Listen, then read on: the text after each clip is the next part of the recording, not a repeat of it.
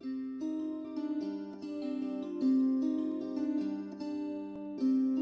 yra žmogus? Niekas nėra ištyręs visų visatos paslapčių, o tarp jų ir paslapties, kodėl, kaip ir iš kur atsirado žmogus. Sunku patikėti, bet mes žmonės ne vien tai, ką esame įpratę vadinti savo kūnu.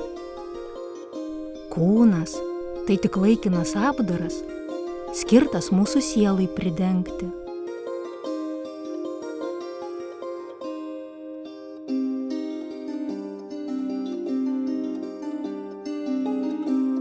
O siela nemirtinga? Siela nemirtinga. Miršta tik kūnas. Savo drabužius mes irgi sudėvime ir išmetame. Kūnas pavargsta, nusidėvi ir nebegali sielai toliau tarnauti.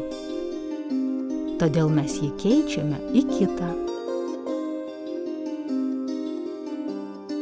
O siela?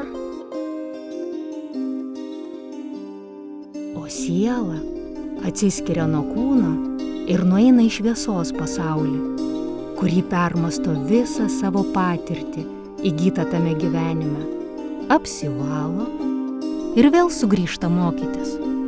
Mokytis būti gera, nepykti, nemeluoti, nedaryti sau ir kitam blogo ir tęsia savo kelionę namo.